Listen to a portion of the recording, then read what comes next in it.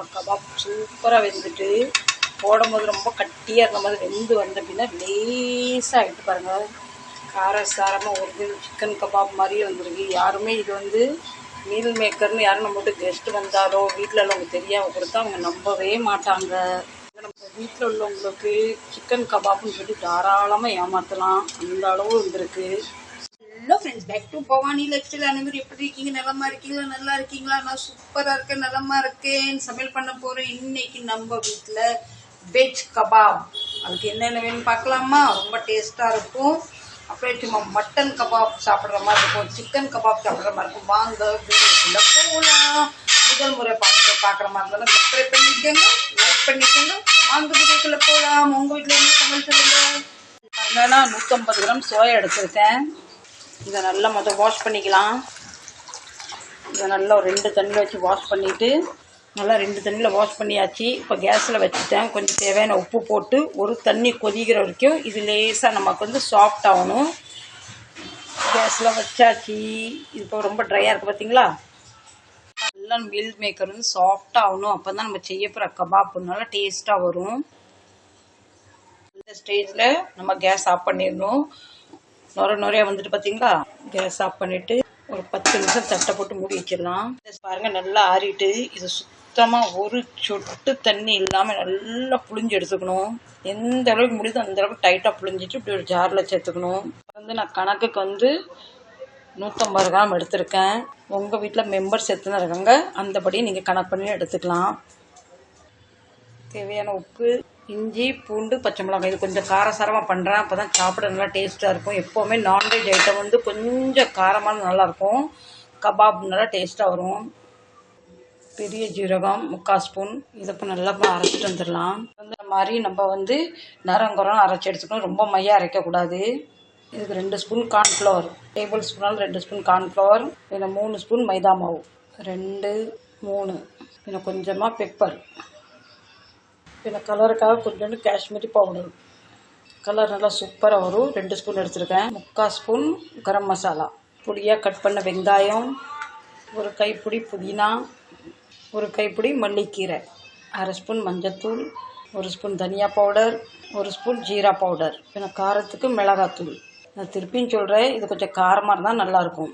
இப்போ இது அத்தனையும் நல்லா மிக்ஸ் பண்ணிக்கலாம். ஒரு சொட்டு தண்ணி ஊற்றக்கூடாது. ஏற்கனவே நம்ம அரைச்சதில் வந்து பிழிஞ்சதில் சரியாக பிழிஞ்சிருக்க மாட்டோம், கண்டிப்பாக தண்ணி விடும்.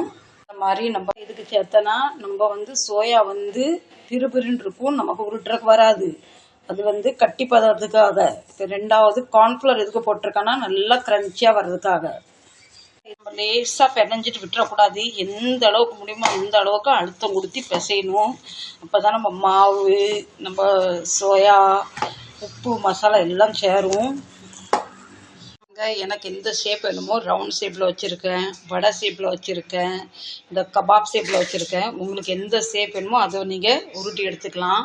மீதி மாவு எடுத்து நீங்கள் ஃப்ரீசரில் வச்சுட்டாலும் கூட 2-3 நாள் கழிச்சு செய்யலாம். மாவு ஒன்றும் ஆகாது, இன்னும் வந்து டேஸ்ட் கூடும். எண்ணெய் நல்லா சூடாகிட்டு இது ஒன்று மேலே ஒன்று போடக்கூடாது, கேப் விட்டு கேப்புன்னு தான் போடணும். மாற்றி விடும்போது கஷ்டமாக இருக்கும். எனக்கு இத்தனை தான் இடம் கொண்டுச்சு. இதை உடனே மாற்றி விடக்கூடாது. ஒரு 2-3 நிமிஷம் விட்டுட்டு அதுக்கப்புறம் கொஞ்சம் நல்லா அதை கீழே அது விட்ட பின்னா மாற்றி விடணும். பாருங்கள், நல்லா நம்ம மாற்றி விட ஈஸியாக ஸ்மூத்தாக வரும் பாருங்கள். இந்த ஸ்டேஜில் மாற்றி விட்டுட்டா நமக்கு பிய்யுன்னு ஒரு பயம் இல்லை.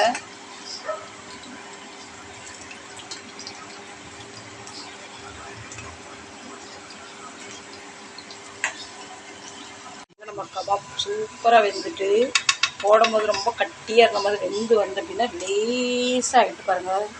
காரசாரமாக ஒரிஜினல் சிக்கன் கபாப் மாதிரியே வந்துருக்கு. யாருமே இது வந்து மீல் மேக்கர்னு யாரும் நம்மகிட்ட கெஸ்ட்டு வந்தாலோ வீட்டில் உள்ளவங்க தெரியாமல் கொடுத்தா அவங்க நம்பவே மாட்டாங்க. நம்ம வீட்டில் உள்ளவங்களுக்கு சிக்கன் கபாப்னு சொல்லி தாராளமாக ஏமாற்றலாம், அந்த அளவு வந்துருக்கு. ஃப்ரெண்ட்ஸ், இதை நீங்கள் வந்து ஒரு தடவை கண்டிப்பாக ட்ரை பண்ணுங்கள். நான் வறுக்க இந்த தட்டில் விட எங்கள் வீட்டில் உள்ளவங்க வாயில் தான் போகுது, அந்த அளவு பாருங்கள் டேஸ்ட்டாக இருக்குது. உங்கள் வீட்டுக்கு யாராவது கெஸ்ட்டு வராங்க, டிஃப்ரெண்ட்டாக எதுவும் செய்யணும்னு நினைக்கிங்களா?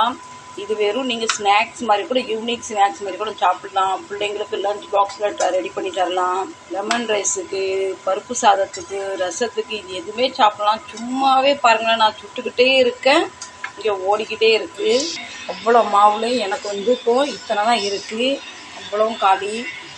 எனக்கே ஆச்சரியமாக இருக்குது இந்த அளவு டேஸ்ட்டாக வந்திருக்குன்னு. நான் எதுவுமே செஞ்சு பார்த்துட்டு நல்லா இருந்தால் தான் உங்களுக்கு செய்ய சொல்லுவேன். டேஸ்ட் நல்லா இருந்தால் கண்டிப்பாக நீங்கள் செய்யுங்கன்னு சொல்ல மாட்டேன். நான் இந்த டிஷ் வந்து இதுதான் ஃபஸ்ட் டைம் பண்ணுறேன். மீல் மேக்கர் வச்சு நிறைய டிஷ் பண்ணியிருக்கேன். இதுதான் ஃபஸ்ட் டைம் நான் இப்படி ட்ரை பண்ணது. நீங்கள் கண்டிப்பாக ட்ரை பண்ணுங்கள். குழந்தைங்களுக்குலாம் லஞ்ச் பாக்ஸில் கொடுத்தா லஞ்சை சாப்பிட்றாங்களோ இல்லையோ இது அவ்வளவும் சாப்பிட்டு வந்துடுவாங்க. நல்லா க்ரன்ச்சியாக நல்லா சூப்பராக வந்திருக்கு. யாருமே நம்ப மாட்டாங்க இது வந்து நான்வெஜ் கபாப்னு. இதுக்கு வந்து உங்களுக்கு இது சாஸ் கூட வேண்டாம், அப்படியே சாப்பிட்லாம் நீங்கள். ஃப்ரெண்ட்ஸ், இந்த பிளேட்டு காலியாகிட்டு இப்போ இது 4வது ரவுண்டு பிளேட் வந்திருக்கு. இப்போ நான் இதை வந்து அவங்களுக்கு கொடுக்க மாட்டேன். நான் இதை சாப்பிட்டு உங்களுக்கு எப்படி இருக்குன்னு நான் உங்களுக்கு வந்து சொல்லுவேன், சரிங்களா? நம்மளது ஆகிட்டு ஃப்ரெண்ட்ஸ், இது வந்து எண்ணெயும் வந்து அவ்வளோ வந்து இழுக்க மாட்டுக்கு. நான் எண்ணெய் நிறைய இழுக்குமோ நினச்சி எண்ணெய் இழுக்கலாம். ஆனால் எண்ணெய் கலர் வந்து நம்ம காஷ்மீரி சில்லி பவுடர் பார்த்து பார்த்தீங்களா, அதை வந்து எண்ணெய் நல்லா கலர் சேஞ்ச் ஆகிட்டு. நீங்கள் கண்டிப்பாக ஒரு தடவை ட்ரை பண்ணுங்கள். எத்தனையோ வகை வடை பண்ணுறீங்க, இது ஒரு தடவை நீங்கள் பண்ணி ட்ரை பண்ணி சாப்பிட்டு பார்த்தீங்கன்னா அடிக்கடி செய்ய ஆரம்பிச்சிருவீங்க. நல்லா டேஸ்ட்டாக வரும், இவ்வளோ க்ரன்ச்சியாக வரும் அப்படின்னு நினச்சே பார்க்கலாம். நல்லா ஜூஸியாக நல்லா க்ரன்ச்சியாக ஹோட்டலில் வாங்கின மாதிரி இருக்குது. இப்போ நீங்கள் பண்ணாலும் உங்கள் வீட்டில் கூடுதல் குவான்டிட்டியில் பண்ணுங்கள். இல்லை ஏன் வீடு மாதிரி 10 குறை ஆகிட்டு உனக்கு பத்தலை எனக்கு பத்தலைன்னு சண்டை போட வேண்டாம், சரிங்களா? கூடுதல் மாவுலேயே செய்யுங்க. என் வீட்டில் நான் இப்போ மிச்சம் ஆயிருமோன்னு நினச்சேன், ஆனால் வந்து நமக்கு கிடச்சது இவ்வளோ தான். இவ்வளோ செஞ்சதில் எனக்கு கிடச்சிருக்கு இவ்வளோ தான். பாருங்கள், 2, 4, 5 பீஸ் தான் கிடச்சிருக்கு. சுட சுடைய அவர் பக்கத்துலேயே நின்று சாப்பிட ஆரம்பிச்சுட்டா நல்லா டேஸ்ட்டாக இருக்குன்னு. இப்போ நான் டேஸ்ட் பண்ணி சொல்லிட்டா பாருங்க, எவ்வளோ க்ரன்ச்சியாங்க, இப்படி க்ரன்ச்சியாக இருக்குது. இப்படி பிச்சு பார்க்கலாம் பாருங்கள். உள்ளே பாருங்கள் நல்லா வெந்திருக்கு பாருங்கள்.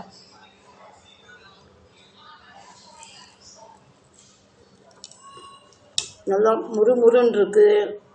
வித்தியாசமான டேஸ்ட்டாக இருக்குது, நல்லா இருக்குது. நம்ம ஒரு தடவை செஞ்சு சாப்பிட ஆரம்பிச்சா அடிக்கடி செய்யலாம். இது கூட ஒரு கப் நிறைய காஃபியோ டீயோ இருந்துன்னு வச்சுக்கிங்களேன், அப்படியே ருசித்து சாப்பிட்டு. நிறைய காரமும் அவ்வளோ, மைதா மாவு ஸ்மெல் எங்கேயுமே இல்லை, கார்ன்ஃப்ளவர் மாவு ஸ்மெல் எங்கேயுமே இல்லை. நல்ல இஞ்சி பூண்டு நம்ம போட்டிருக்க பெரு சோப்பு அதெல்லாம் நல்லா மணமாக இருக்குது. வித்தியாசமான டேஸ்ட்டு. செஞ்சு சாப்பிடலாம் தாராளமாக. பிள்ளைங்களுக்கு ஸ்நாக்ஸ் மாதிரி செஞ்சு கொடுக்கலாம், ஈவினிங் ஸ்நாக்ஸ் கொடுக்கலாம், லஞ்ச் பாக்ஸை பேக் பண்ணி கொடுக்கலாம். ஒரு கெஸ்ட்டு வந்துட்டாங்கன்னா ஒரு 10 நிமிஷத்தில் டக்குன்னு ரெடி பண்ணிடலாம். இது மாவு நம்ம மசாலா அதை ரெடி பண்ணுறதுக்கு தான் கொஞ்சம் டைம் எடுக்குது. பொரிக்கிறதுக்கும் டக்குன்னு ரொம்ப வந்து டைம் எடுக்க மாட்டேங்குது. சில வடைலாம் பண்ணாமல் நின்று வந்து பொரியும் பார்த்தீங்களா, இது அப்படி இல்லை, சூப்பராக இருக்குது. நீங்கள் கண்டிப்பாக ட்ரை பண்ணி பாருங்கள். சரி ஃப்ரெண்ட்ஸ், இது வரைக்கும் நீங்கள் எனக்கு ஆதரவு தந்தது தேங்க்யூ வெரி ஸோ மச். மீண்டும் ஒரு நல்ல பதிவு சந்திக்கிறேன். நீங்களும் கூட ட்ரை பண்ணுங்கள், உங்களுக்கு ரொம்ப பிடிக்கும். இது வந்திருக்குன்னு நீங்கள் கமெண்ட் பாக்ஸில் பின் பண்ணுங்கள், ஃபீட்பேக் தாங்க. நல்லா இருந்தால் நல்லா இருக்குன்னு சொல்லுங்கள். ஆனால் எனக்கு உண்மையிலே ரொம்ப பிடிச்சிருக்கு, டேஸ்ட் ரொம்ப நல்லாயிருக்கு. அவ்வளோ ஜூஸியாக அவ்வளோ க்ரன்ச்சியாக சூப்பராக இருக்குது. சரி ஃப்ரெண்ட், இந்த பதிவு எத்தோட பிடிக்கிறேன். பிடிச்சிருந்தா கண்டிப்பாக சப்போர்ட் பண்ணுங்கள், லைக் பண்ணுங்கள், ஷேர் பண்ணுங்கள். மீண்டும் நல்ல பதிவு சந்திக்கிறேன். டாடா, பை பை, லவ் யூ. நான் இந்த வடை மாதிரி இல்லாமல் சிக்கன் ரோல் சாப்பிடுவோம் பார்த்தீங்களா, சிக்கன் ரோல், மட்டன் ரோல் அந்த மாதிரி இருக்குது டேஸ்ட்டு. க்ரன்ச்சி. யாருக்குமே நீங்கள் வந்து இது வெஜ் கபாப்ஸோட நம்பவே மாட்டாங்க. நம்ம செவச்சி சாப்பிடும் ஆட்டுக்கறி சிக்கன்லாம் செவைக்கும் போது எப்படி ஒரு சவ்வு மாதிரி வரும், அந்த மாதிரி இருக்குது. நீங்கள் கண்டிப்பாக அதோட ட்ரை பண்ணுங்கள், சரிங்களா? ஐயோ சாரி, உங்களுக்கு வேணுமான்னு கேட்கல, நானே சவச்சிக்கிட்டே இருக்கேன்னா அந்தளவு டேஸ்ட் நல்லா இருக்குது. அதில் நின்று ஆர்வமாக செஞ்சது. இது செய்யறதுக்கு எனக்கு கரெக்டாக 1/2 மணி நேரம் தான் ஆச்சு. ட்ரை பண்ணுங்கள், சரிங்களா? மீண்டும் நல்ல பதிவு செஞ்சுக்கிறேன். பாய்.